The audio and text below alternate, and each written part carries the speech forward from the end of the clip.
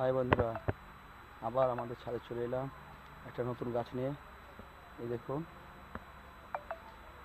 এখন আমের সিজন, আর তবু আমের মুকুল এসেছে। 12 মাস এটা আমটা হয়, এর মুকুল এসেছে ছাদের মধ্যে। ওহো, মুকুল এসেছে। গাছের ভিটা দেখলেন, ছোট গাছ, এলেন ছোট গাছ, ঘুরে ঘুরে দেখায় গাছটাকে। বাহ, মাছের সোলার যে ঢপ হয় ওই ঢপের মধ্যে হয়েছে ছোট ছোট মুকুল। ছোট গাছের মধ্যে এই গাছ এর মুকুল, কি মুকুল এসেছে।